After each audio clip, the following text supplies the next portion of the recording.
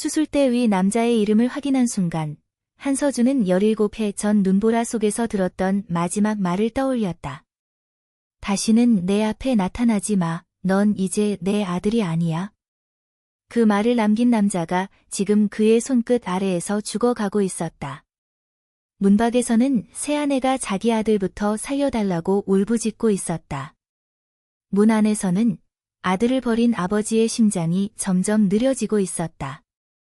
서준은 메스를 들었다. 복수할 수 있는 가장 완벽한 순간이었다.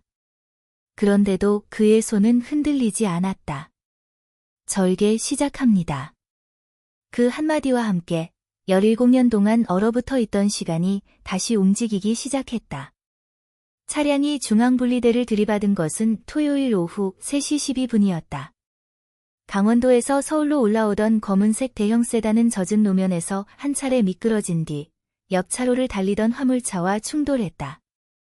충격을 받은 차체는 두 바퀴를 돌며 가드레일에 부딪혔고 운전석 쪽이 종이장처럼 구겨졌다.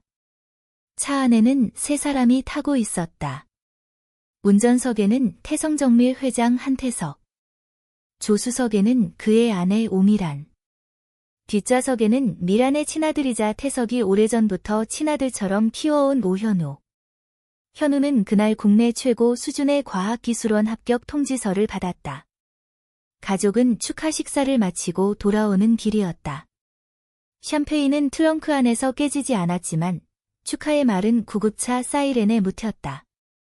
해운대학교 병원 응급의료센터는 사고 접수와 동시에 2개의 중증외상팀을 가동했다. 남성 55세, 흉곽 앞괴 손상, 우측 혈흉, 다발성 늑골 골절, 심막 손상 의심. 남성 18세, 외상성 경막외 출혈, 우측 대퇴골 간보 골절. 여성 51세, 두부 열상과 경미한 뇌진탕. 의식 명료. 응급실 자동문이 열리자 피와 비냄새가 동시에 밀려들었다. 미라는 이마에 붕대를 감은 채 들것 옆을 따라 뛰었다. 발목이 접질린 탓에 절뚝거렸지만 자신의 통증 따위는 느끼지도 못하는 얼굴이었다. 우리 현우부터 봐주세요. 머리를 다쳤대요. 올해 과학기술원에 들어가는 아이예요. 제발, 저 아이는 미래가 있어요. 응급의학과 전공의가 침착하게 설명했다. 두 분 모두 동시에 전문팀이 처치하고 있습니다. 생명 위급도에 따라 진행합니다. 동시에라니요? 제 남편은 회사도 있고 돈도 있어요. 하지만 현우는 이제 18이에요. 그 말이 주위 공기를 이상하게 갈랐다. 남편의 목숨과 아들의 미래를 저울 위에 올리는 목소리였다. 의료진은 대꾸하지 않았다. 정우진 신경외과 교수가 현우를 맡았고 흉부외상팀은 태석의 CT를 확인하자마자 심장혈관흉부외과에 긴급 호출을 보냈다. 그때 한서준은 수술 후 회복실 앞에서 보호자 설명을 마치고 있었다. 32살. 해운대학교 병원 심장혈관흉부외과 부교수. 복잡한 외상성 대동맥 손상과 흉부 재건 수술에서 국내 최연소 책임 집도의로 이름을 알린 사람이었다. 젊은 나이 때문에 처음 만난 보호자들은 한 번쯤 되묻곤 했다. 교수님이 직접 수술하시는 건가요? 하지만 의료진 가운데 그의 실력을 의심하는 사람은 없었다. 수술실 간호사들은 서준이 손을 뻗는 각도만 보고도 다음 기구를 알았다. 전공의들은 그가 가장 급박한 순간일수록 오히려 목소리를 낮춘다는 사실을 알고 있었다. 박지훈 전임의가 태블릿을 들고 달려왔다. 교수님, 응급실에서 흉부외상 콜입니다. 혈압이 떨어지고 있습니다. 서준은 걸음을 옮기며 영상을 열었다. 흉곽이 심하게 눌려 있었다. 골절된 늑골 하나가 폐문 가까이 파고들었고 심막 주변으로 피가 차고 있었다.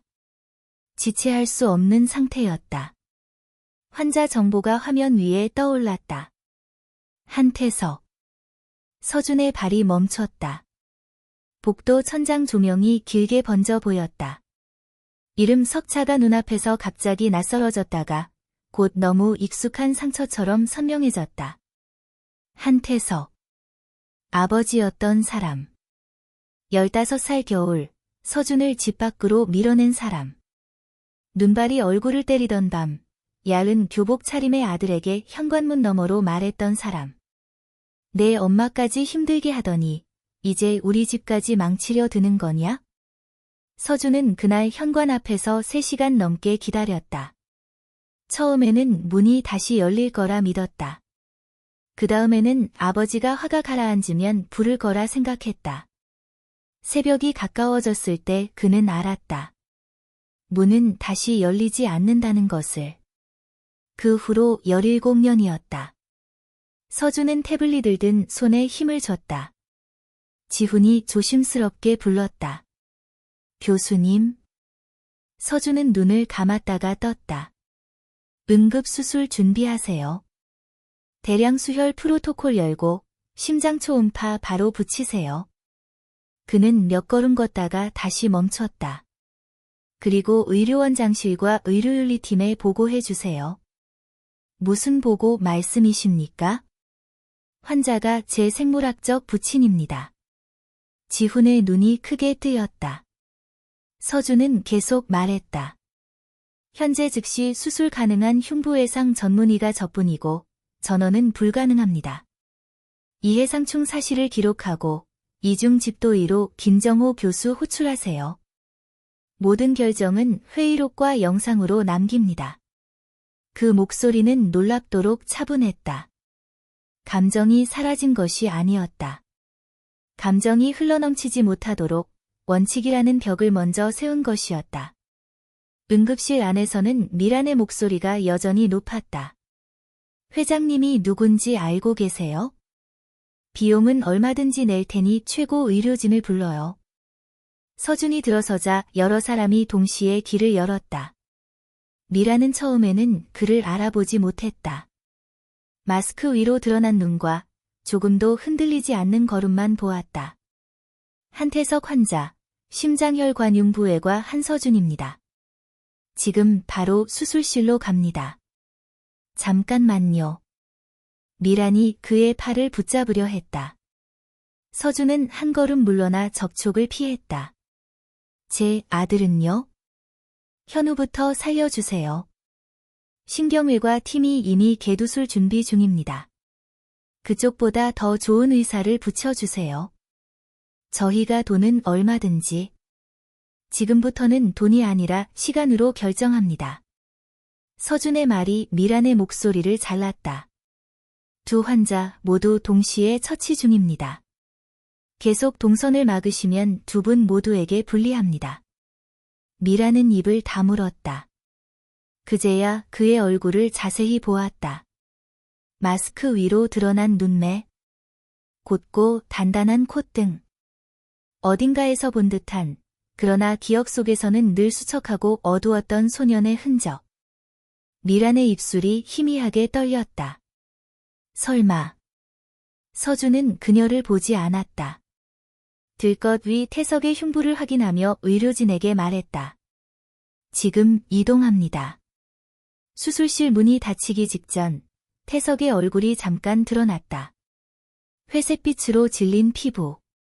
피로 젖은 셔츠.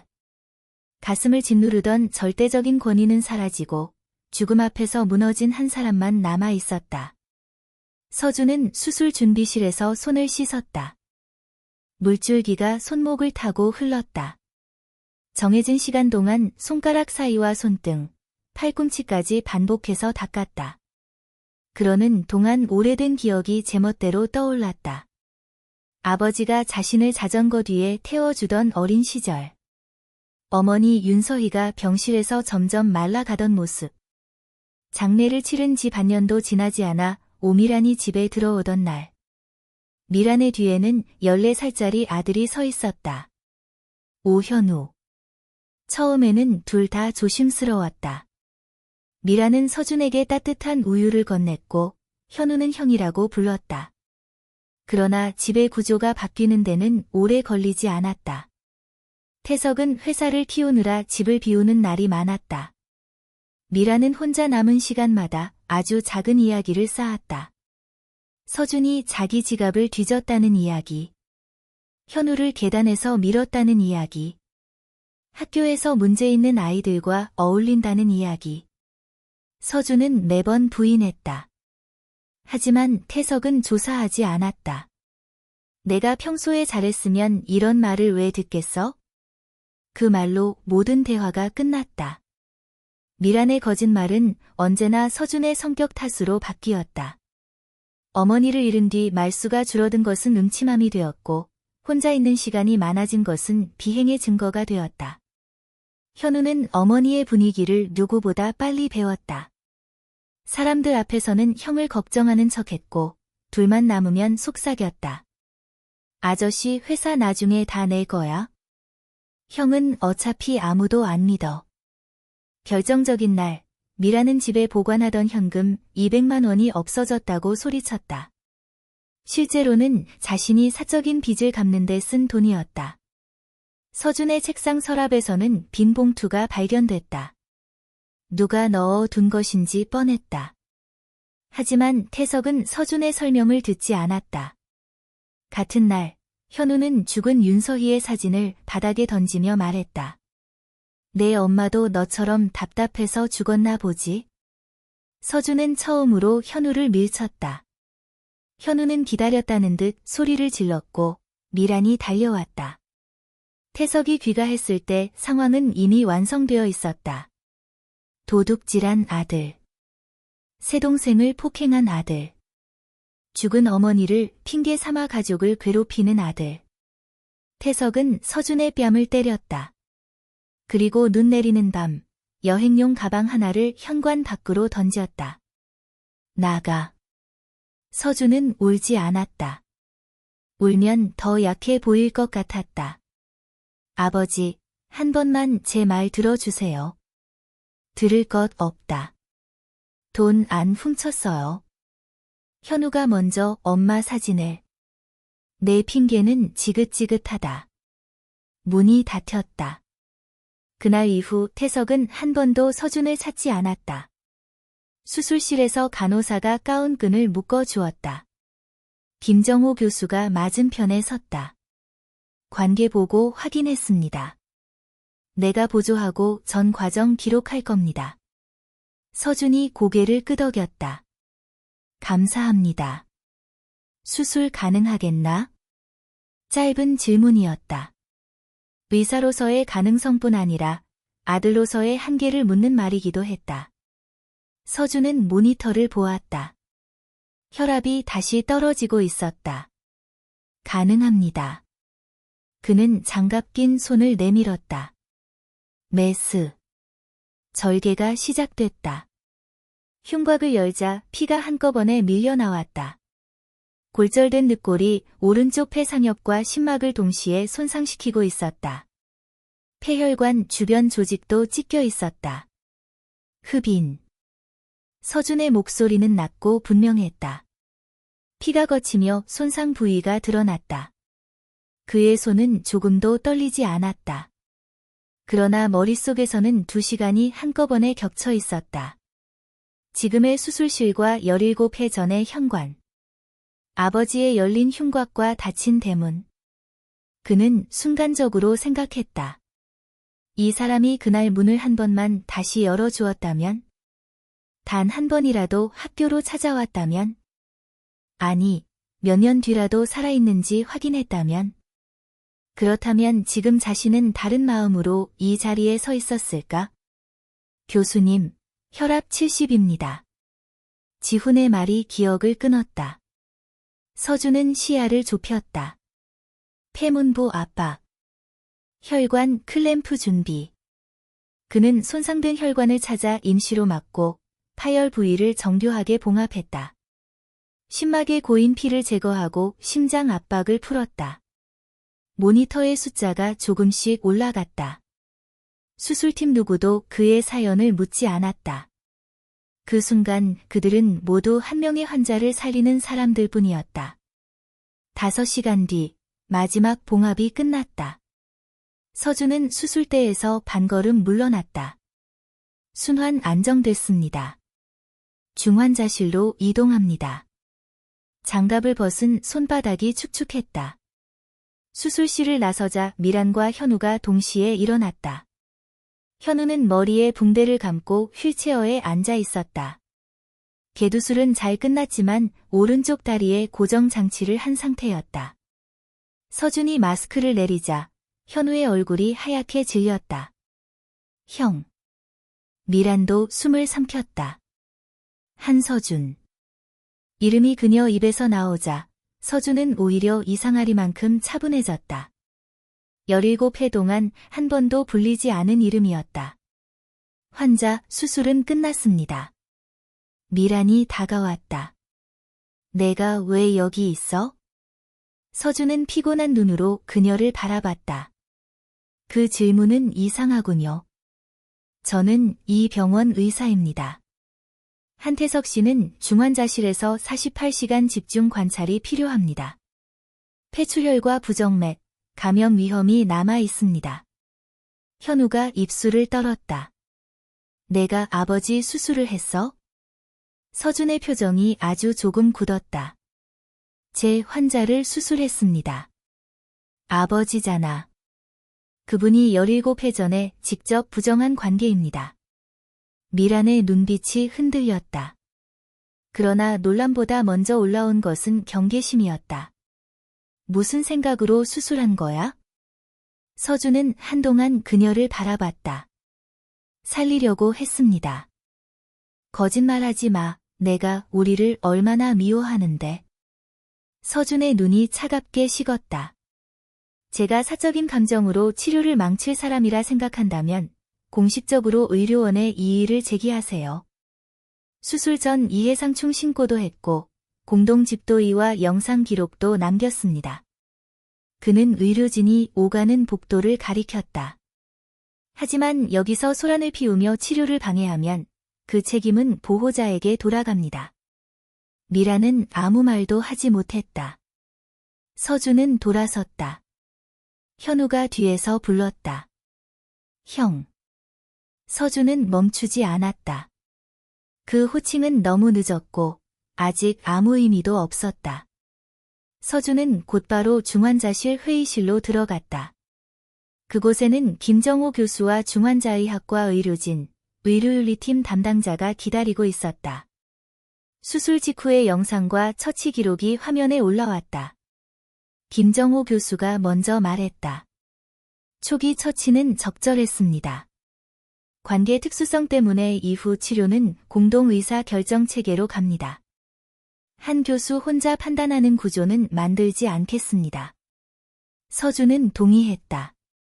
환자가 안정되면 주치의를 변경해도 됩니다. 중환자의학과 교수가 고개를 저었다. 지금 단계에서는 수술한 사람이 계속 보는 편이 안전합니다. 대신 모든 중요한 처치는 이중 확인하죠. 서준은 짧게 숨을 내쉬었다. 그는 자신이 왜 이 절차를 먼저 요구했는지 알고 있었다. 태석을 믿지 못해서가 아니었다. 자기 자신을 의심해서도 아니었다. 미란이 앞으로 어떤 말을 할지 너무 잘 알았기 때문이다. 그녀는 언제나 사실보다 먼저 의심을 만들었다. 그리고 의심이 생기면 자신에게 유리한 이야기로 빈칸을 채웠다. 서준은 더 이상 그 방식에 끌려가지 않을 생각이었다. 모든 것은 기록으로 남길 것이다. 누가 무슨 결정을 했고 어떤 근거로 움직였는지. 15살의 자신에게는 아무 증거도 없었다. 32살의 자신은 달랐다. 중환자실 밖에서 미라는 여러 병원에 전화를 돌렸다. 태석을 다른 병원으로 옮길 수 있는지, 더 이름난 교수가 있는지, 지금 당장 헬기로 이송하는 방법은 없는지 물었다. 대답은 비슷했다. 수술 직후 흉부 손상 환자를 옮기는 것은 위험합니다. 한서준 교수가 집도했다면 현재로서는 최선의 처치를 받은 겁니다. 해운대병원 외상 중환자실보다 나은 곳을 지금 찾기는 어렵습니다. 마지막 통화를 끊은 뒤 미라는 휴대전화를 쥔 채 한참 앉아 있었다. 현우가 휠체어에서 낮게 물었다. 엄마, 형이 정말 그렇게 유명한 사람이야? 그 사람 형 아니야? 미란의 대답은 본능적으로 튀어나왔다. 현우가 그녀를 바라봤다.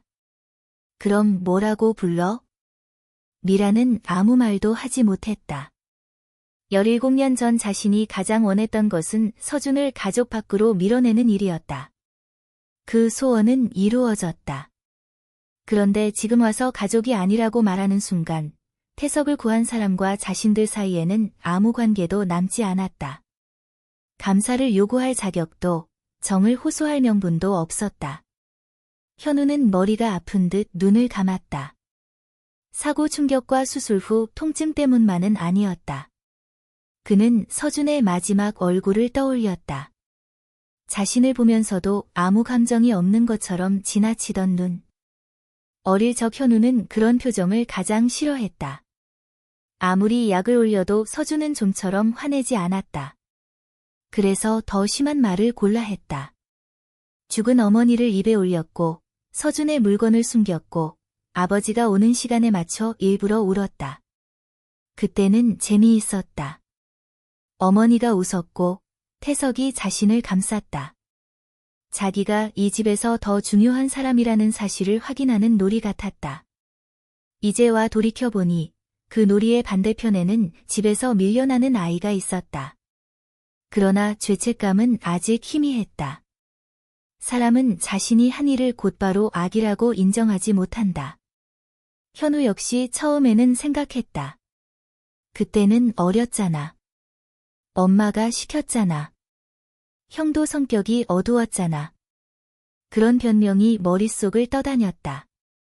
하지만 수술실 문 앞에서 본 서준의 얼굴은 그 변명을 쉽게 허락하지 않았다. 그날 밤 서준은 중환자실 모니터 앞에 오래 앉아 있었다. 태석의 혈압은 간신히 유지되고 있었다. 흉관으로 빠져나오는 피의 양은 줄었지만 심장 리듬은 불안정했다. 간호사가 말했다. 교수님, 잠깐이라도 쉬세요. 김 교수님이 2시간 봐 주신다고 했어요. 한 번 더 확인하고 가겠습니다. 서준은 말했지만 떠날 생각은 없었다. 의료진이 자리를 비운 뒤 그는 유리창 너머 태석을 바라봤다. 기계 소리 사이에서 아주 오래된 기억 하나가 떠올랐다. 어머니가 살아있을 때였다. 태석은 아직 작은 공장을 운영하던 사람이었고 주말이면 가족 셋이 시장에 갔다. 서준은 아버지 어깨 위에 올라타 붕어빵 봉지를 들고 있었다. 우리 서준이는 나중에 뭐가 될 거야? 의사. 왜? 엄마 안 아프게 할 거야? 태석은 크게 웃었다. 그럼 아빠도 공짜로 고쳐줘야지.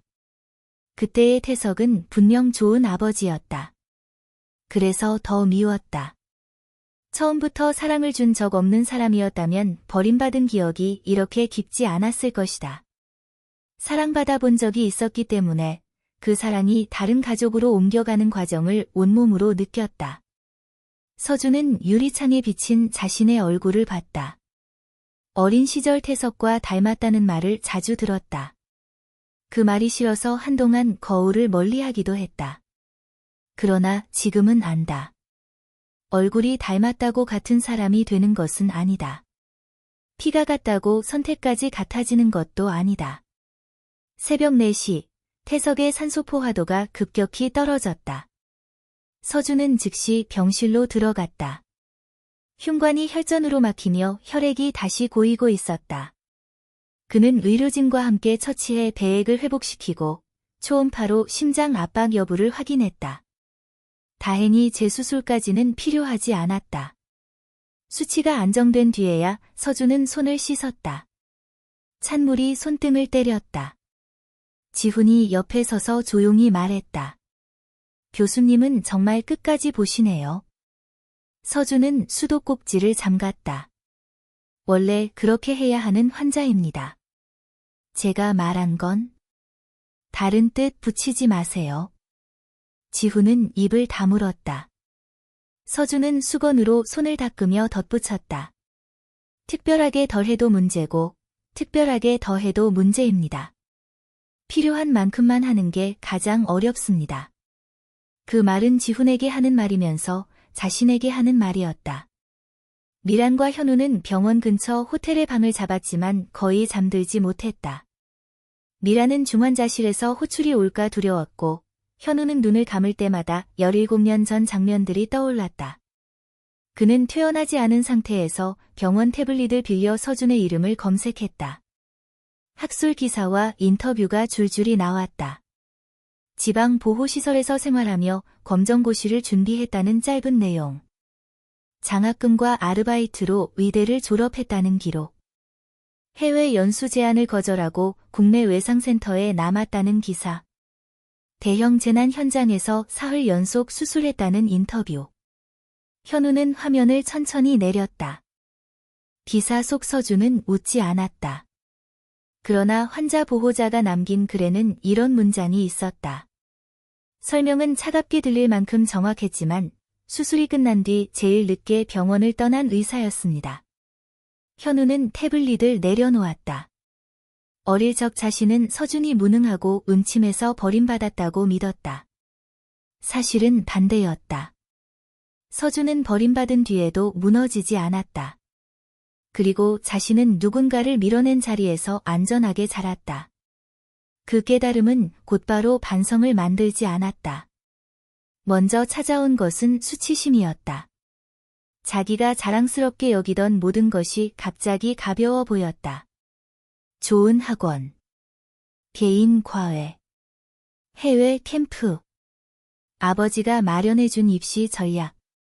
그 모든 것을 받는 동안 서준은 어디서 자고 무엇을 먹었을까? 현우는 처음으로 그 질문을 했다. 이틀째 오전, 서준은 보호자 설명실에서 치료 경과를 알렸다. 혈압과 호흡은 안정되는 방향입니다. 다만 아직 감염과 혈전 위험이 큽니다. 최소 이틀은 중환자실 관찰이 필요합니다. 미란이 물었다. 의식은 언제 돌아와요? 진정제를 줄이고 반응을 확인할 겁니다. 혹시 깨어나지 못하면요? 서준은 감정 없이 답하지 않았다. 그는 가능성과 위험을 정확히 설명했다. 현재 영상에서 심각한 저산소성 뇌 손상 소견은 없습니다. 그러나 나이와 출혈량을 고려하면 장담할 단계는 아닙니다. 미라는 그의 얼굴을 살폈다. 조금이라도 아기를 찾으려는 눈이었다. 서준은 그것을 알아차렸지만 지적하지 않았다. 설명을 마친 뒤 자리에서 일어났다. 미란이 급히 말했다. 잠깐만. 서준이 멈췄다. 치료비는 걱정하지 마. 필요한 장비나 약이 있으면 최고로 써. 환자에게 필요한 것으로 사용합니다. 그 말이 아니라. 미라는 목소리를 낮췄다. 우리가 사례는 충분히 할 수 있다는 뜻이야. 서준은 천천히 그녀를 바라봤다. 진료비는 원무과에 납부하세요. 서준아. 그 이름 뒤에 친근한 어미가 붙자 서준의 눈빛이 변했다. 환자 보호자가 의료진에게 사적인 보상을 제한하는 것은 부적절합니다. 그는 문을 열었다. 다음부터는 하지 마세요. 미라는 얼굴이 붉어졌다. 자신이 돈을 내밀면 대부분의 사람이 태도를 바꿨다. 서준이 어릴 때도 그랬다. 새 운동화를 사주고 비싼 외식을 데려가면 상처를 잊을 거라 생각했다. 아이가 받지 않으면 감사할 줄 모른다고 비난했다. 그녀는 아직도 같은 방식으로 문제를 해결하려 했다. 다만 이제 상대는 돈을 필요로 하지 않았다. 사흘째 아침, 태석은 중환자실에서 일반 병실로 옮겨졌다. 의식은 아직 흐렸지만 자발호흡이 안정됐고 손가락 움직임도 확인됐다. 미라는 안도하며 울었다. 현우도 침대에 기대 숨을 내쉬었다. 그러나 안도 뒤에는 더 큰 두려움이 기다리고 있었다. 태석이 눈을 뜨면 서준을 알아볼 것이다. 그리고 그때부터는 더 이상 과거를 숨길 수 없다. 오후가 되자 미라는 집에서 가져온 보온 가방을 들고 서준의 진료실 앞에 섰다. 그녀는 1시간 가까이 기다렸다. 서준은 연속 수술을 마치고 돌아오는 길이었다. 피곤한 얼굴로 복도를 걷다가 미란을 보고 멈췄다. 무슨 일입니까? 미란이 보온 가방을 내밀었다. 전복죽이야. 내가 며칠째 제대로 못 먹는다고 들었어. 서준은 가방을 보았다. 어린 시절 열이 40도 가까이 올랐던 날이 떠올랐다. 태석은 지방 출장이었고 집에는 미란과 현우만 있었다.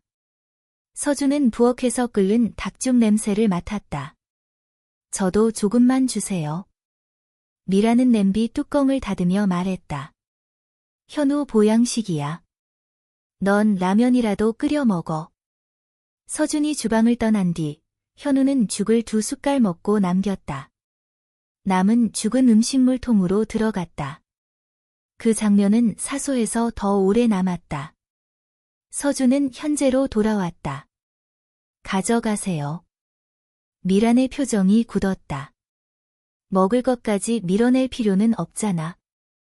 병원 식당 이용합니다. 내가 잘못한 건 알아? 무엇을요? 미란이 당황했다. 서준이 한 걸음 가까이 다가갔다.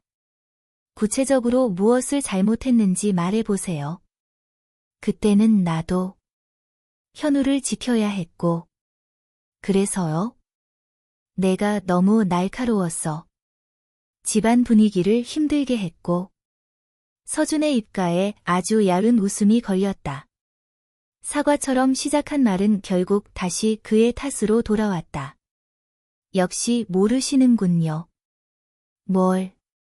당신은 아직도 잘못을 인정하는 게 아니라 지금 불리한 상황을 피하려고 하는 겁니다. 미란의 얼굴에서 억지 미소가 사라졌다. 너도 너무하잖아. 아무리 그래도 그 사람은 내 친아버지야. 내가 살린 건 당연한 일이기도 해. 서준의 표정이 완전히 굳었다. 복도에는 지나가는 사람이 드물었다. 그는 낮은 목소리로 말했다. 당연하다고요?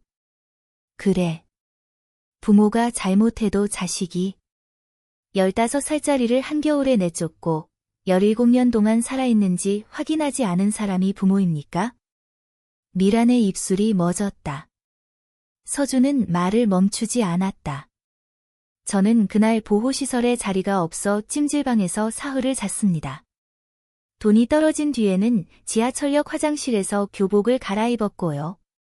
대학 등록금을 마련하려고 새벽에는 물류창고에서 일했고, 낮에는 수업을 들었습니다. 폐렴으로 쓰러졌을 때 병원비가 없어 응급실 문 앞에서 돌아선 적도 있습니다. 그의 목소리는 높지 않았다. 그래서 더 무거웠다. 한태석 씨는 그동안 어디 있었습니까? 미라는 대답하지 못했다. 제가 그분을 살린 건 자식이라서가 아닙니다. 서준은 보온 가방을 그녀 손 쪽으로 밀어냈다. 제가 의사이기 때문입니다. 그는 진료실 문을 열었다. 저에게 아버지라는 사람은 그날 밤 이미 사라졌습니다. 문이 닫혔다. 미라는 복도에 홀로 남았다. 보온 가방 손잡이가 손바닥을 파고들었다. 그녀가 일부러 찾아온 것은 미안해서만이 아니었다. 서준이 태석의 치료를 계속 막고 있다는 사실이 두려웠다. 조금이라도 누그러뜨리고 싶었다. 그러나 돌아온 것은 17회의 구체적인 시간이었다. 굶주림, 노동, 질병, 그리고 자신이 편안히 살던 동안 홀로 살아남은 아이의 기록. 미라는 가방을 들고 병실로 돌아왔다. 현우가 그녀 얼굴을 보고 물었다. 형이 안 받았어? 형이라고 부르지 마. 그 말은 예전처럼 단호하지 않았다. 현우는 한참 침묵하다가 말했다. 엄마, 그 돈 정말 형이 훔쳤어? 미란의 손이 멈췄다. 갑자기 무슨 소리야? 그때 없어진 돈. 내가 뭘 안다고. 그냥 묻는 거야. 미라는 현우를 노려봤다. 너까지 날 의심해? 현우는 시선을 피했다. 그 반응만으로도 충분했다. 미라는 더 이상 설명하지 않았다. 그날 저녁, 현우는 간호사에게 부탁해 서준의 회진 시간을 확인했다. 서준은 다른 의사와 함께 병실로 들어왔다. 부종과 동공 반응, 다리 감각을 점검하고 추가 수술 일정을 설명했다. 현우는 그의 손을 바라봤다. 빈 손가락, 힘줄이 선명한 손등, 아버지의 가슴을 열고 다시 닫은 손. 서준이 돌아서려 할 때 현우가 불렀다. 한 교수님. 형이라는 말은 입에서 나오지 않았다. 서준이 돌아봤다. 현우는 손가락을 꽉 쥐었다. 그때 미안했어요. 서준의 얼굴에는 변화가 없었다. 무엇이요? 현우는 목이 막혔다. 구체적으로 말하려니 자신이 한 일이 너무 많았다. 어머니 사진을 바닥에 던진 일. 서준의 운동화를 숨긴 일. 아버지가 보는 앞에서 일부러 울며 맞았다고 거짓말한 일. 다요. 다라는 말은 편리하군요. 서준의 대답은 차갑지만 조용했다. 무엇을 잘못했는지 모르면 사과도 의미 없습니다. 현우는 얼굴이 붉어졌다. 알고 있어요. 적어도 알아가고 있어요. 서준은 잠시 그를 보았다. 지금은 환자입니다. 회복에 집중하세요. 용서 안 해도 돼요. 현우가 다급히 덧붙였다. 서준의 눈빛이 아주 미세하게 흔들렸다. 그러나 그는 곧 평소 표정으로 돌아왔다. 그건 제가 결정할 문제입니다. 서준이 병실을 나간 뒤 현우는 한참 천장을 바라봤다. 거절당했는데 이상하게도 처음보다 마음이 더 무거워졌다. 그동안 자신은 미안하다는 한마디면 상대가 받아줘야 한다고 생각했다. 그마저 받아주지 않으면 상대가 냉정한 사람이라고 여겼다. 그러나 지금은 알 것 같았다. 사과는 문을 두드리는 일일 뿐이었다. 문을 열지는 상처받은 사람이 정한다. 현우는 휴대전화를 들고 오래된 클라우드 사진을 찾기 시작했다. 가족 앨범에는 서준의 사진이 거의 없었다. 있더라도 구석에 서 있거나 다른 사람이 잘라낸 흔적만 남아 있었다. 한 사진에서 15살 서준은 학교 상장을 들고 있었다. 태석은 현우의 어깨에 손을 얹고 있었고 미라는 카메라를 향해 웃었다. 서준만 혼자였다. 현우는 확대된 얼굴을 바라보다가 화면을 껐다. 자신은 그때도 모든 것을 알고 있었을지 모른다. 단지 알면 불편해지니 모르는 척했을 뿐이었다. 나흘째 새벽, 태석이 눈을 떴다. 진정제가 줄어든 뒤 처음으로 의식이 또렷해진 순간이었다. 목 안에는 아직 관이 남아있어 말을 할 수 없었다. 그는 천천히 눈동자를 움직였다. 미란이 침대 곁에서 졸고 있었고 현우는 다리 수술을 기다리며 옆 병동에 있었다. 태석은 기억을 더듬었다. 젖은 도로. 급하게 다가오던 화물차. 핸들을 꺾던 순간. 그리고 어둠 속에서 들리던 낮은 목소리. 혈압 유지합니다. 낯설지 않은 목소리였다. 태석이 손가락을 움직이자 간호사가 다가왔다. 한태석 환자분, 들리세요? 눈 한번 깜빡여 보세요. 그가 눈을 감았다 떴다. 간호사는 의료진을 불렀다. 잠시 뒤 문이 열렸다. 서준이 들어왔다. 태석의 눈이 크게 벌어졌다. 서준은 흰 가운 주머니에 손을 넣지 않은 채 침대 옆에 섰다. 동공과 호흡 상태를 확인하고 모니터를 바라봤다. 태석은 손을 들어 올리려 했다. 팔은 몇 센티미터도 움직이지 못했다. 그러나 시선만큼은 서준에게서 떨어지지 않았다. 그 눈 안에는 놀람과 두려움이 먼저 떠올랐다. 서준은 그것을 보았다. 그리고 마음속 어딘가가 차갑게 가라앉았다. 혹시라도 미안함을 기대했던 자신이 우스웠다. 첫 반응조차 두려움이었다. 자신이 복수할까 봐 무서운 얼굴. 서준은 환자의 심박수가 빠르게 오르는 것을 확인했다. 흥분하시면 위험합니다. 태석의 눈가가 떨렸다. 지금은 아무 말도 하지 마세요. 서준은 진정 용량을 조정하고 간호사에게 지시했다. 가족 면회는 짧게 제한하세요. 심박수 110 이상 오르면 즉시 중단합니다. 그가 나가려 하자 태석이 손가락으로 침대 난간을 두드렸다. 서준은 멈추지 않았다. 말을 할 수 없는 환자의 감정까지 치료 계획에 넣을 수는 없었다. 하지만 문을 닫은 뒤 그는 복도에서 한동안 서 있었다. 태석이 자신을 알아봤다. 그 사실이 생각보다 더 무거웠다. 미라는 남편이 서준을 보고 불안정해졌다는 말을 듣자 곧바로 서준을 탓했다. 당분간 내가 병실에 들어오지 않으면 안 돼? 서준은 차트를 넘기며 답했다. 주치의 팀과 상의해 회진 시 다른 전문의가 동행합니다. 필요한 진료는 계속합니다. 당신을 보면 남편이 흥분하잖아. 그건 환자 감정의 문제입니다. 치료가 안정되면 담당 변경도 검토하겠습니다. 내가 일부러 자극하는 건 아니고? 서준은 차트를 덮었다. 오미란 씨. 그가 그녀 이름을 또렷하게 불렀다. 제가 복수하려 했다면 응급실에서 관계를 숨기고 혼자 수술했을 겁니다. 하지만 저는 가장 먼저 신고했고 전 과정의 감시와 공동 판단을 요청했습니다. 당신이 두려워하는 건 제가 뭘 할지 모른다는 게 아닙니다. 서준의 눈이 미란을 정면으로 향했다. 당신이 과거의 한 일을 제가 기억하고 있다는 사실입니다. 미란은 입을 다물었다. 서준은 더 말하지 않았다. 태석은 이틀 뒤 기도관을 제거했다. 목소리는 갈라지고 작았지만 짧은 문장을 말할 수 있었다. 첫 번째 질문은 현우의 상태였다. 두 번째 질문은 사고 경위였다. 그리고 세 번째로 물었다. 수술. 누가 했어? 미라는 대답을 피하려 했다. 의료진이 잘했어. 지금은 쉬어. 한서준이었나? 태석은 이미 알고 있었다. 미라는 결국 고개를 끄덕였다. 그래.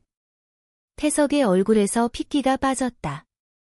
그 애가 날 수술했고 지금도 치료 계획을 보고 있어. 태석은 눈을 감았다. 얼굴 근육이 조금씩 떨렸다. 오래전 현관 앞에 서 있던 아이가 떠올랐다.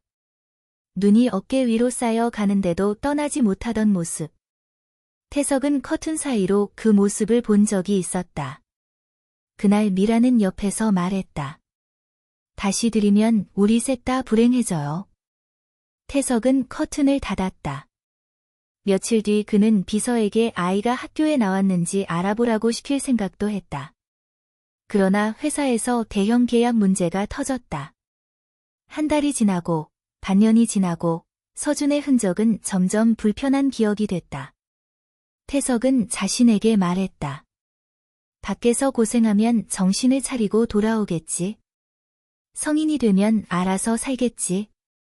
연락이 없는 건 그 아이도 자신을 원하지 않아서겠지. 그렇게 그는 책임을 아이의 침묵 탓으로 돌렸다. 17회가 흘렀다. 그 애가 뭐라고 했어? 미라는 망설였다. 그냥 의사로서 한 거래. 태석의 입술이 비틀렸다. 그 말이 가장 아팠다. 아들로서가 아니라 의사로서. 자신이 죽어가는 순간에도 서준에게는 혈연보다 직업이 먼저였다. 그렇게 만든 사람이 바로 자신이었다. 그날 오후, 태석의 수혈 검사에서 문제가 발견됐다. 사고 직후 여러 단위의 혈액을 긴급 수혈받는 과정에서 희귀항체가 확인됐다. 일반적인 혈액형만 맞는다고 해결되는 상황이 아니었다. 혈액은행 책임자가 보호자 설명을 진행했다. 환자분은 특정 적혈구 항원에 대한 항체가 있습니다. 현재 원내 적합 혈액 제고가 부족하고 권역 혈액원에서 확보하려면 최소 6시간 정도 걸릴 수 있습니다. 미란의 얼굴이 창백해졌다. 6시간이면 괜찮은 건가요? 현재 출혈이 다시 증가하는 추세라 장담하기 어렵습니다. 가족 중 혈액형과 항원 조건이 맞는 분이 있다면 긴급 적합성 검사를 해볼 수 있습니다. 미란과 현우는 곧바로 검사를 받았다. 둘 다 조건이 맞지 않았다. 그 결과를 듣고 미란은 의자에 주저앉았다. 태석은 흉부 안쪽의 작은 혈관에서 다시 출혈이 시작돼 추가 시술 가능성이 있었다. 수혈이 확보되지 않으면 위험했다. 서준은 검사 결과를 확인하다가 자신의 혈액 정보가 떠올랐다. 그는 학생 시절부터 헌혈을 자주 했고 병원 혈액원에 상세 항원형 기록이 남아 있었다. 조건이 맞을 가능성이 높았다. 지훈이 조심스럽게 말했다. 교수님, 권역 혈액원에서 2단위는 확보 중입니다. 조금만 기다리면? 환자 헤모글로빈이 더 떨어지면 기다릴 수 없습니다.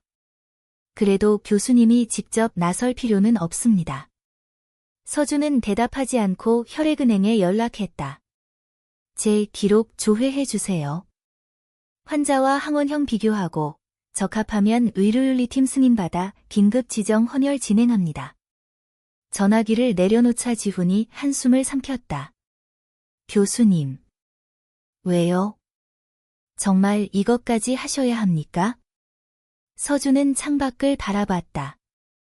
비가 그치고 흐린 햇빛이 병원 외벽에 번지고 있었다. 제가 아니어도 혈액이 제 시간에 오면 필요 없습니다. 그런데 안 오면요? 서준은 잠시 침묵했다. 그럼 합니다. 검사 결과는 적합이었다. 병원은 서준의 건강 상태와 최근 수술 일정을 확인했다. 의료원장과 윤리 담당자, 혈액은행 책임자가 공동 승인했다. 그는 해당 시간 이후의 수술 일정을 다른 교수에게 넘겼다. 헌혈실 의자에 앉아 소매를 걷자 미란과 현우가 문 밖에서 지켜보고 있었다. 현우가 먼저 들어왔다. 정말 형 피를 아버지한테 쓰는 거야? 서준은 팔을 소독받으며 말했다. 적합해서 쓰는 겁니다. 우리 둘은 안 맞았어.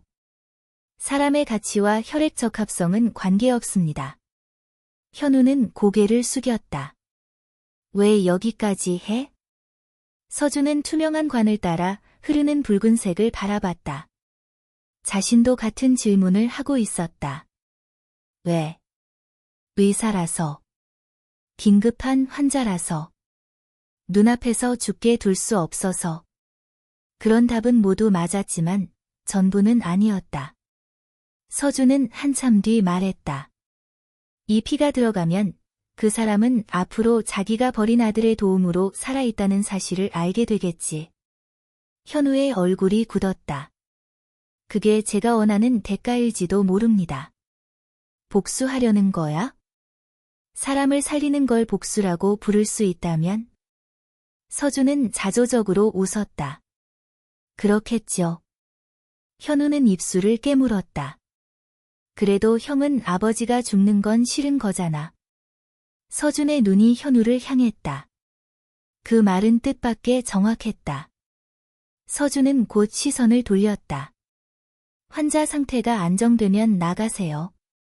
현우는 더 묻지 않았다. 헌혈이 끝난 뒤 서준은 1시간 동안 회복실에서 쉬었다.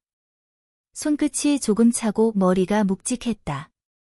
지훈이 스포츠 음료를 건넸다. 오늘은 집에 가세요. 환자 시술 결과만 보고.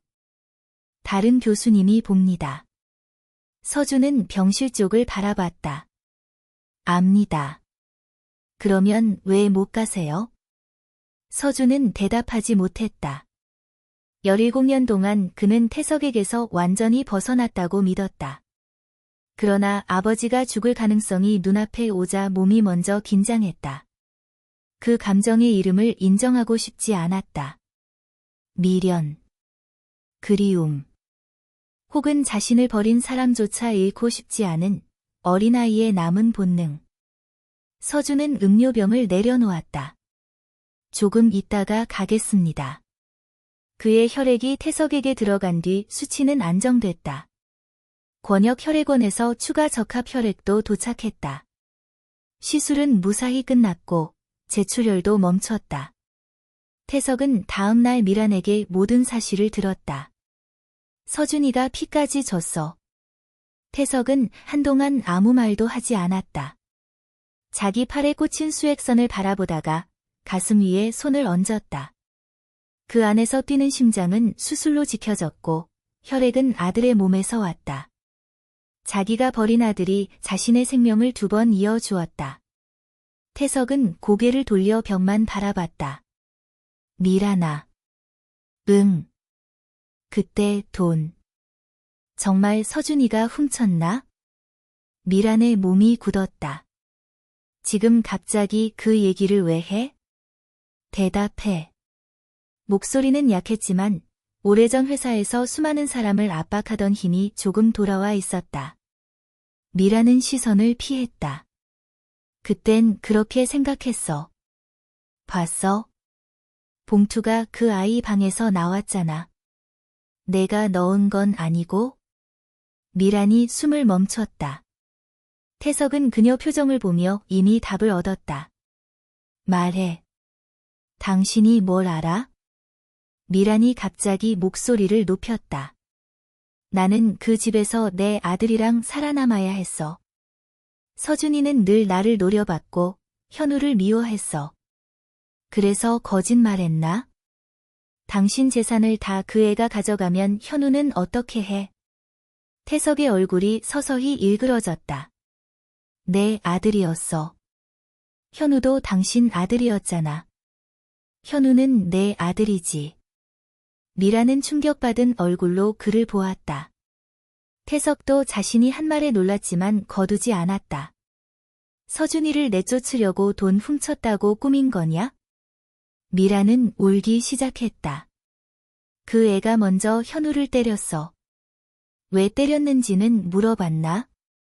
병실 밖에 있던 현우가 문 앞에서 발을 멈췄다.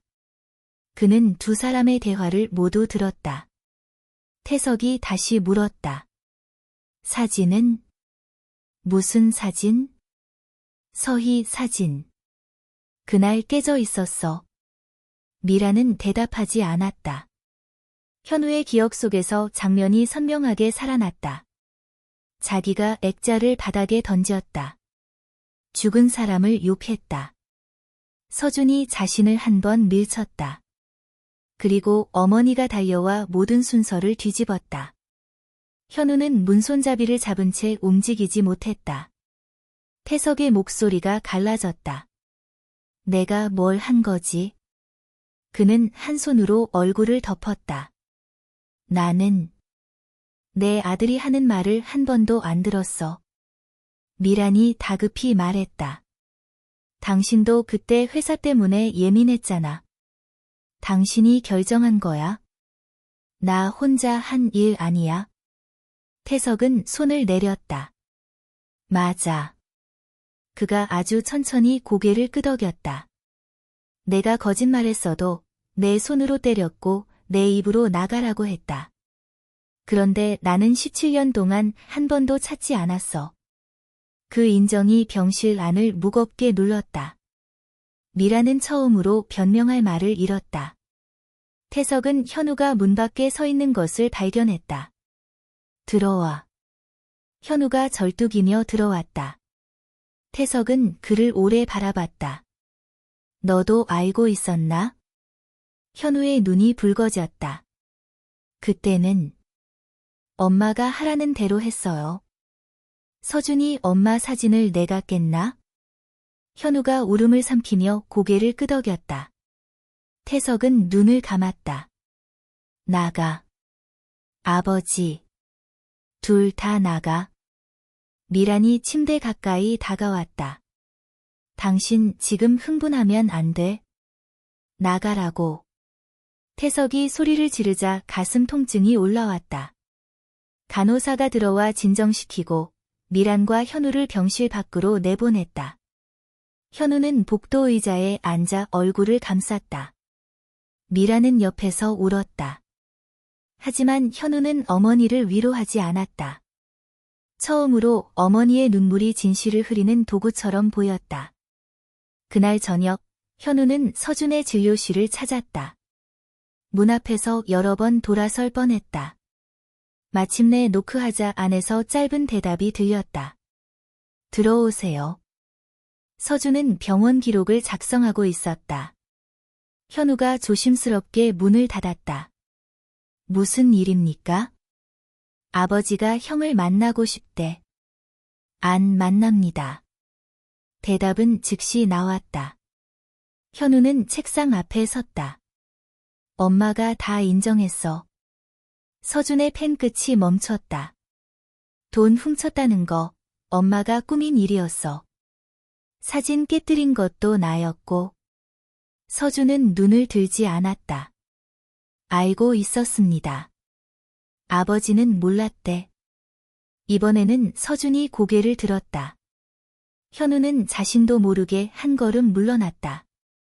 그 눈에 담긴 분노는 소리보다 강했다. 몰랐다는 말이 면죄부입니까? 그런 뜻이 아니야. 성인이었습니다. 회사를 운영하고 수백 명의 인생을 판단하던 사람이었어요. 그런데 자기 아들 말 한 번 확인할 능력이 없었다고요? 현우는 입을 다물었다. 처음 속은 게 전부라 해도 그 다음 17회는 누가 속였습니까? 서준의 목소리는 낮아졌지만 더 날카로웠다. 전화 한 번 하지 않은 것, 학교에 한 번 찾아오지 않은 것, 살아있는지 확인하지 않은 것. 그것도 오미란 씨가 시킨 겁니까? 현우는 고개를 숙였다. 아니. 당신 어머니는 거짓말을 만들었습니다. 서준은 천천히 말했다. 하지만 한태석 씨는 그 거짓말을 믿기로 선택했고 직접 저를 버렸습니다. 당신도 어렸지만 아무것도 몰랐던 사람은 아닙니다. 제가 쫓겨나면 누가 가장 편해지는지 알고 있었죠. 현우의 어깨가 떨렸다. 맞아. 그는 한참 뒤 인정했다. 나는 형이 없어져서 좋았어. 서준의 눈빛이 멎었다. 현우는 눈물을 닦지 않았다. 방도 넓어졌고 아버지 관심도 다 내 거였어. 가끔 형이 어디서 지내는지 궁금했는데 모르면 지금 가진 걸 잃을까 봐 입 다물었어.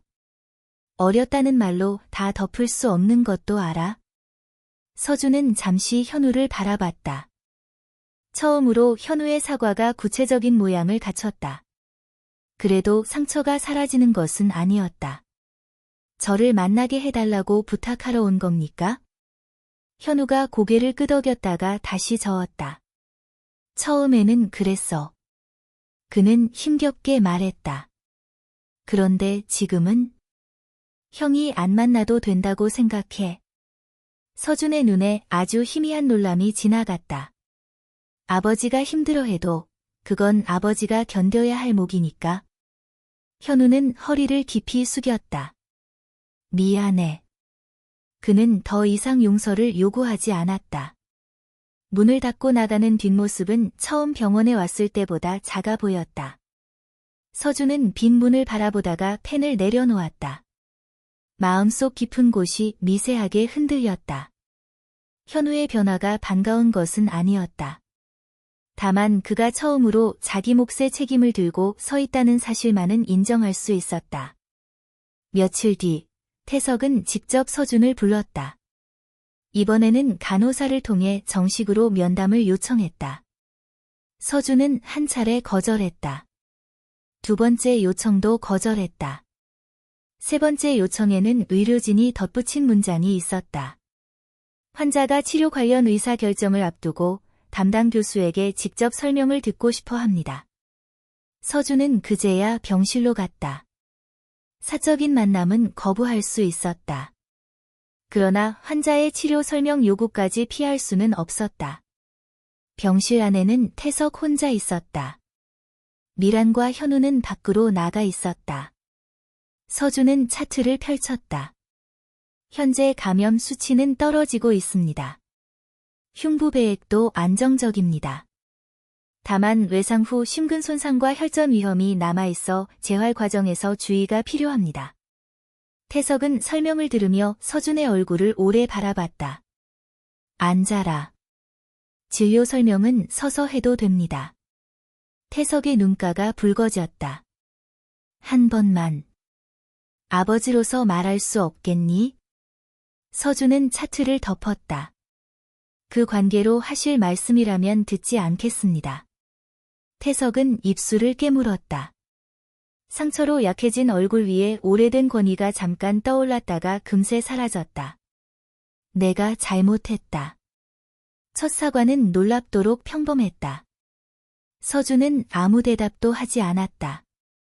태석은 말을 이어갔다. 미란이 거짓말한 것도 맞다. 하지만 그 말을 믿은 건 나다. 내 설명을 듣지 않은 것도, 널 때린 것도, 문 밖으로 내보낸 것도 나야. 그는 숨을 고르느라 잠시 멈췄다. 그 뒤에 널 찾지 않은 것도 내 선택이었다. 서준의 손가락이 차트 모서리를 눌렀다. 그가 17년 동안 듣고 싶었던 문장이었다. 아버지가 속았다는 변명 대신 스스로 선택했다고 인정하는 말. 그런데 막상 들으니 마음이 풀리지 않았다. 오히려 너무 늦었다는 사실만 선명해졌다. 태석은 계속 말했다. 내 엄마가 죽고 나서 나는 집에 들어오는 게 두려웠다. 서희가 없는 집을 보면 내가 무너질 것 같았어. 회사가 바빴다는 말로 도망쳤고 미란이 집을 정리해주니 편하다고 생각했다. 너는 나를 볼 때마다 서희를 떠올리게 했어. 그 고백은 잔인했다. 서준은 낮게 물었다. 그래서 저를 버렸습니까? 태석의 얼굴이 일그러졌다. 아니다. 그건 이유가 될 수 없어. 맞습니다. 서준의 목소리는 차분했다. 이유가 아닙니다. 변명입니다. 태석은 눈을 감았다. 알고 있다. 그는 침대 옆 서류 봉투를 꺼냈다.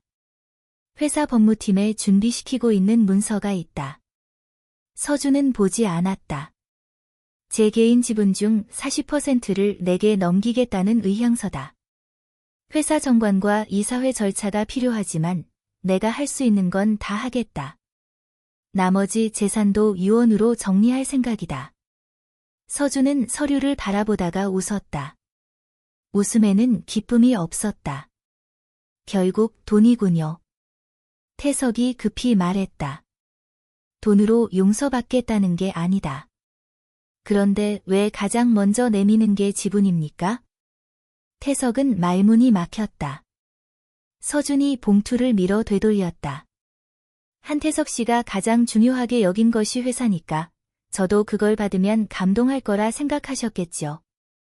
나는 너에게 아무것도 해준 게 없으니까. 맞습니다. 서준의 눈빛이 서늘해졌다. 학비도, 밥값도, 병원비도 한 번 준 적 없습니다. 그런데 이제 와서 회사 절반을 주면 아버지가 되십니까? 태석의 눈물이 흘렀다. 서준은 외면하지 않았다. 그 눈물을 보고도 마음이 움직이지 않는 자신이 잔인한지 잠깐 생각했다. 그러나 곧 답을 알았다. 상처받은 사람이 가해자의 눈물까지 책임질 필요는 없었다. 저는 이미 제가 필요한 만큼 벌고 있습니다. 제가 가진 이름도, 경력도, 평판도 전부 제 힘으로 만든 겁니다. 당신 회사는 제 인생에 한 번도 필요했던 적이 없습니다. 태석이 떨리는 손으로 이불을 움켜쥐었다. 그래도 뭔가 해야 하지 않겠니? 해야 합니다. 서준이 말했다. 살아서 기억하세요. 어떤 선택을 했는지, 그 선택이 한 아이에게 어떤 시간을 만들었는지.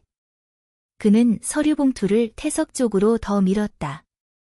그게 당신 몫입니다. 서준은 문 쪽으로 걸어갔다. 뒤에서 태석의 목소리가 들렸다. 서준아. 그 호칭이 허공을 붙잡았다. 서준은 멈췄지만 돌아보지 않았다. 나는 내가 자랑스럽다. 너무 늦은 말이었다. 한때 그 한마디를 듣기 위해 성적표를 들고 현관에서 기다린 적이 있었다. 의대 합격 통지서를 받았을 때도, 전문의 시험에서 수석했다는 소식을 들었을 때도 마음 한구석에서 상상한 적이 있었다. 아버지가 우연히 기사를 보고 자신을 알아보는 장면. 뒤늦게 찾아와 미안하다고 말하는 장면. 그러나 지금 그 문장은 더 이상 서준의 뼈를 세워주지 못했다. 그는 이미 스스로 서 있었다. 그 말도 당신이 가지고 계세요. 서준은 병실을 나갔다. 문이 닫힌 뒤 태석은 한동안 움직이지 않았다. 그는 서류 봉투를 가슴 위에 올렸다. 돈으로 해결할 수 없는 문제가 있다는 사실을 평생 처음 배웠다. 회사에서는 적자를 메우면 됐다. 계약이 깨지면 다른 계약을 찾았다. 사람이 떠나면 더 좋은 조건을 제시했다. 그러나 15살 아이가 기다린 시간은 어떤 자산으로도 복구할 수 없었다. 그날 밤 태석은 가슴 답답함을 호소했다. 검사에서는 외상 후 심근 손상과 염증 반응이 확인됐다. 의료진은 감정적 자극을 피하고 절대 안정을 취하도록 지시했다. 그러나 태석은 미란을 병실로 불렀다. 회사 지분 정리할 거야. 미란의 얼굴이 굳었다. 서준에게 주려고? 그 애는 거절했다. 그런데도 내가 죽으면 유언으로 남길 거다. 미란은 목소리를 높였다. 현우는요? 당신이 친아들처럼 키웠잖아요. 태석은 피곤한 눈으로 그녀를 봤다. 현우에게 줄 몫은 따로 있다. 40%는 너무 많아. 그게 많다고 생각하나? 미라는 입술을 깨물었다. 태석이 천천히 말했다. 너는 아직도 재산만 보는군.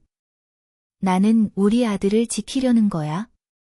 그래서 다른 아이를 길에 버렸지. 처음으로 현우의 사과가 구체적인 모양을 갖췄다. 그래도 상처가 사라지는 것은 아니었다. 저를 만나게 해달라고 부탁하러 온 겁니까? 현우가 고개를 끄덕였다가 다시 저었다. 처음에는 그랬어. 그는 힘겹게 말했다. 그런데 지금은? 형이 안 만나도 된다고 생각해. 서준의 눈에 아주 희미한 놀람이 지나갔다. 아버지가 힘들어해도 그건 아버지가 견뎌야 할 몫이니까. 현우는 허리를 깊이 숙였다. 미안해. 그는 더 이상 용서를 요구하지 않았다. 문을 닫고 나가는 뒷모습은 처음 병원에 왔을 때보다 작아 보였다. 서준은 빈 문을 바라보다가 펜을 내려놓았다. 마음속 깊은 곳이 미세하게 흔들렸다. 현우의 변화가 반가운 것은 아니었다. 다만 그가 처음으로 자기 몫의 책임을 들고 서 있다는 사실만은 인정할 수 있었다. 며칠 뒤, 태석은 직접 서준을 불렀다. 이번에는 간호사를 통해 정식으로 면담을 요청했다. 서준은 한 차례 거절했다. 두 번째 요청도 거절했다. 세 번째 요청에는 의료진이 덧붙인 문장이 있었다. 환자가 치료 관련 의사 결정을 앞두고 담당 교수에게 직접 설명을 듣고 싶어 합니다. 서준은 그제야 병실로 갔다. 사적인 만남은 거부할 수 있었다. 그러나 환자의 치료 설명 요구까지 피할 수는 없었다. 병실 안에는 태석 혼자 있었다. 미란과 현우는 밖으로 나가 있었다. 서준은 차트를 펼쳤다. 현재 감염 수치는 떨어지고 있습니다. 흉부배액도 안정적입니다. 다만 외상 후 심근 손상과 혈전 위험이 남아있어 재활 과정에서 주의가 필요합니다. 태석은 설명을 들으며 서준의 얼굴을 오래 바라봤다. 앉아라. 진료 설명은 서서 해도 됩니다. 태석의 눈가가 붉어졌다. 한 번만. 아버지로서 말할 수 없겠니? 서준은 차트를 덮었다. 그 관계로 하실 말씀이라면 듣지 않겠습니다. 태석은 입술을 깨물었다. 상처로 약해진 얼굴 위에 오래된 권위가 잠깐 떠올랐다가 금세 사라졌다. 내가 잘못했다. 첫 사과는 놀랍도록 평범했다. 서준은 아무 대답도 하지 않았다. 태석은 말을 이어갔다. 미란이 거짓말한 것도 맞다. 하지만 그 말을 믿은 건 나다. 내 설명을 듣지 않은 것도, 널 때린 것도, 문 밖으로 내보낸 것도 나야. 그는 숨을 고르느라 잠시 멈췄다. 그 뒤에 널 찾지 않은 것도 내 선택이었다. 서준의 손가락이 차트 모서리를 눌렀다. 그가 17년 동안 듣고 싶었던 문장이었다. 아버지가 속았다는 변명 대신 스스로 선택했다고 인정하는 말. 그런데 막상 들으니 마음이 풀리지 않았다. 오히려 너무 늦었다는 사실만 선명해졌다. 태석은 계속 말했다. 내 엄마가 죽고 나서 나는 집에 들어오는 게 두려웠다. 서희가 없는 집을 보면 내가 무너질 것 같았어. 회사가 바빴다는 말로 도망쳤고 미란이 집을 정리해주니 편하다고 생각했다. 너는 나를 볼 때마다 서희를 떠올리게 했어. 그 고백은 잔인했다. 서준은 낮게 물었다. 그래서 저를 버렸습니까? 태석의 얼굴이 일그러졌다. 아니다. 그건 이유가 될 수 없어. 맞습니다. 서준의 목소리는 차분했다. 이유가 아닙니다. 변명입니다. 태석은 눈을 감았다. 알고 있다. 그는 침대 옆 서류 봉투를 꺼냈다. 회사 법무팀에 준비시키고 있는 문서가 있다. 서준은 보지 않았다. 제 개인 지분 중 40%를 내게 넘기겠다는 의향서다. 회사 정관과 이사회 절차가 필요하지만 내가 할 수 있는 건 다 하겠다. 나머지 재산도 유언으로 정리할 생각이다. 서준은 서류를 바라보다가 웃었다. 웃음에는 기쁨이 없었다. 결국 돈이군요. 태석이 급히 말했다. 돈으로 용서받겠다는 게 아니다. 그런데 왜 가장 먼저 내미는 게 지분입니까? 태석은 말문이 막혔다. 서준이 봉투를 밀어 되돌렸다. 한태석 씨가 가장 중요하게 여긴 것이 회사니까 저도 그걸 받으면 감동할 거라 생각하셨겠죠. 나는 너에게 아무것도 해준 게 없으니까. 맞습니다. 서준의 눈빛이 서늘해졌다. 학비도, 밥값도, 병원비도 한 번 준 적 없습니다. 그런데 이제 와서 회사 절반을 주면 아버지가 되십니까? 태석의 눈물이 흘렀다. 서준은 외면하지 않았다. 그 눈물을 보고도 마음이 움직이지 않는 자신이 잔인한지 잠깐 생각했다. 그러나 곧 답을 알았다. 상처받은 사람이 가해자의 눈물까지 책임질 필요는 없었다. 저는 이미 제가 필요한 만큼 벌고 있습니다. 제가 가진 이름도, 경력도, 평판도 전부 제 힘으로 만든 겁니다. 당신 회사는 제 인생에 한 번도 필요했던 적이 없습니다. 태석이 떨리는 손으로 이불을 움켜쥐었다. 그래도 뭔가 해야 하지 않겠니? 해야 합니다. 서준이 말했다. 살아서 기억하세요. 어떤 선택을 했는지, 그 선택이 한 아이에게 어떤 시간을 만들었는지. 그는 서류 봉투를 태석 쪽으로 더 밀었다.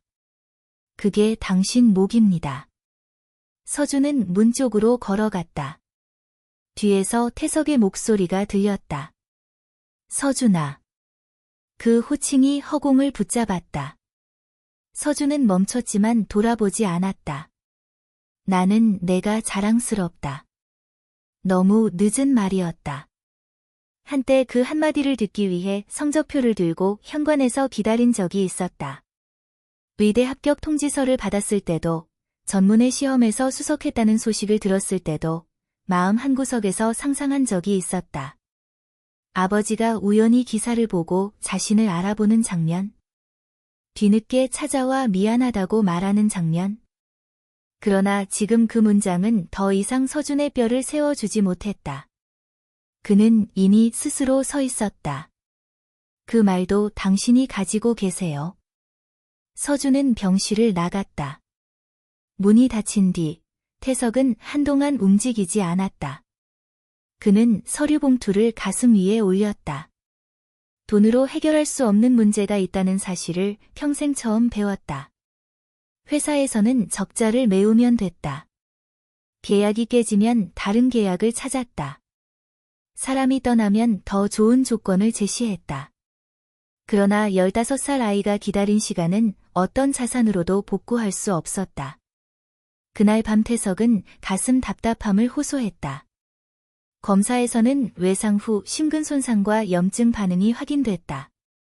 의료진은 감정적 자극을 피하고 절대 안정을 취하도록 지시했다. 그러나 태석은 미란을 병실로 불렀다. 회사 지분 정리할 거야. 미란의 얼굴이 굳었다. 서준에게 주려고? 그 애는 거절했다. 그런데도 내가 죽으면 유언으로 남길 거다. 미란은 목소리를 높였다. 현우는요? 당신이 친아들처럼 키웠잖아요. 태석은 피곤한 눈으로 그녀를 봤다. 현우에게 줄 몫은 따로 있다. 40%는 너무 많아. 그게 많다고 생각하나? 미라는 입술을 깨물었다. 태석이 천천히 말했다. 너는 아직도 재산만 보는군. 나는 우리 아들을 지키려는 거야. 그래서 다른 아이를 길에 버렸지.